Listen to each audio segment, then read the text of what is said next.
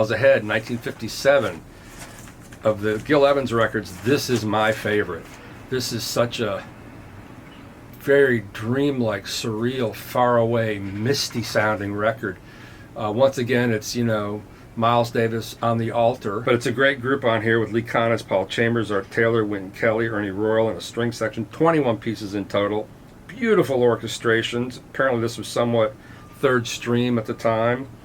It's the first record Evans did with Miles, and I just love the way each tune flows into the next. And there's a version of Kurt Weill's My Ship on here. Springsville, I Don't Want to Be Kissed, The Meaning of the Blues, so semi-standards, but man, just this is an absolute coherent vision.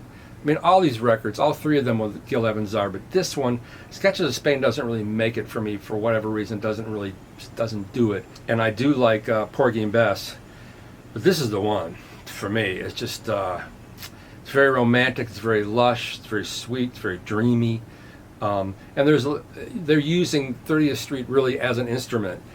As where with a small group, I think they would get lost at 30th Street, but with a big orchestra it's perfect because it adds this halo, this reverb halo, or the actual echo of the hall, and just adds to the whole sort of otherworldliness of the record. Miles Davis plus 19. It's just a beautiful, beautiful recording, and it's been reissued. You know, there's been some really good legacy reissues on Record Store Days. My favorite version of Kinda Blue is the Record Store Day reissue, and the jazz track, which included Elevator Lift to the Scaffold, was also a Record Store Day.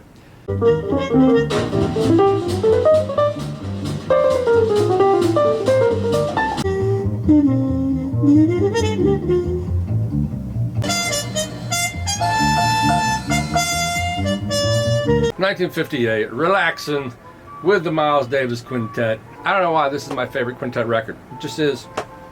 Beautiful performances, absolute mastery. Maybe because there's a little bit of everything in here. We have the American Songbook stuff, but we also have the more inside musicians' tunes. We have If I Were a Bell, You're My Everything, I Could Write a Book. But then we also have Oleo, which I believe is another Sonny Rollins tune, and Woody and You. And while the solos on this American Songbook stuff is great, to me it's the tunes by, you know, his compadres of the time where everybody really gets into the tunes. Once again, this band was playing nonstop. So this is just, you know, essential, beautiful. Maybe I like the cover more, I don't know. But these quintet records, you really can't say enough about them. In any form that you can get them, really. OJC, first pressing, second pressing, MoFi, whatever it is. These are essential recordings. But this is my favorite. For some reason, I don't really know why. Probably because of solos. I think I have all the solos memorized. But once again, Relaxin', Prestige 7129 Mono.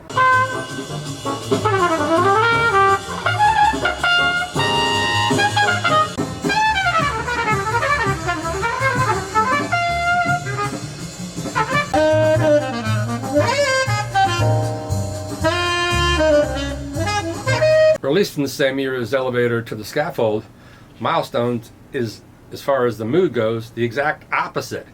Also, this is an unusual sounding recording. It's recorded on 30th Street, but there's something very brash about this record. I mean, the whole record is really hard charging, and the sound it's sort of glistening, from the trumpet to the sound of Red Garland's piano to Philly Joe's cymbals. It's just really, I wouldn't call it bright, but it's really in your face, the sound of this record. And the performances are also in your face. Now with Cannonball Adderley, Milestones, Billy Boy, which is a showcase for Red Garland, Straight No Chaser, the Monk tune, Two Bass Hit, which I believe is another Dizzy Gillespie tune, Sid's Ahead, Dr. Jekyll. I mean, this is just like again, utter freaking mastery. There are no real ballads on this record, I believe. It's just hardcore, hard bop, swinging like mad. It's like five guys punching each other, but they love each other. It's just total mastery. It's such an amazing record.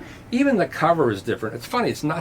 It is the classic quintet, but it's Miles Davis Milestones. I'm sure there's some reason why they didn't attribute this to the Great Quintet. But it is a very different record from those records. It's more aggressive. It's more in your face. You know, there are no pretty ballads. There's no Surrey with the Fringe on top, you know. But what a great, great record. This is an original mono pressing, a 6-eye that I paid $60 for. An absolute masterpiece, a classic.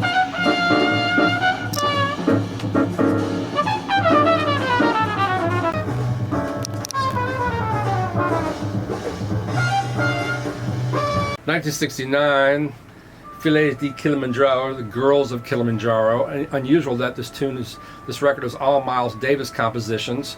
You know, at this point, this group is just, you know, they're otherworldly beings. There's so much happening on the surface and below the surface. There's so much kinetic energy and fission going on, and such incredible intensity. Once again, it's with Herbie playing electric and acoustic. You don't have quite the melodies, but you do have, similar to Bitches Brew, incredible churning, you know, explosive.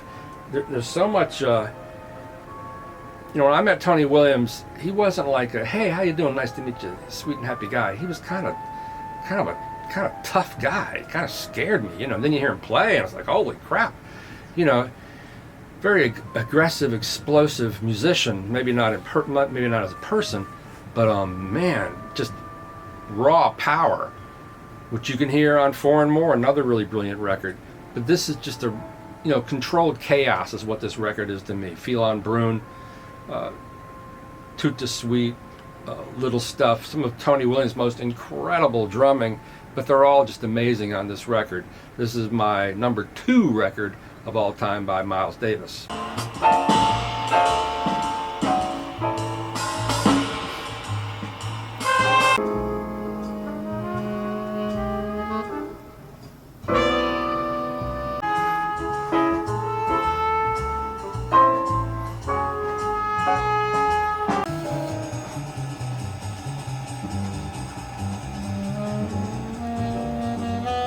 1969, I believe, Nefertiti. Miles Davis is a promo copy. This is my number 1 most favorite Miles Davis record, the one I've listened to the most, the one I have all the tunes memorized, a lot of the solos memorized. I can sing along with all of it, as I'm sure you can with the records you like. Once again, a lot of Wayne Shorter tunes. Pinocchio, Nefertiti, Fall. I mean, the language is so highly developed. They're playing such incredible miracle solos on this record. And of course, everyone knows Fall, where the group's playing the melody and they don't change, and Tony's soloing all around them. There's so much beauty, so many memorable performances in this record.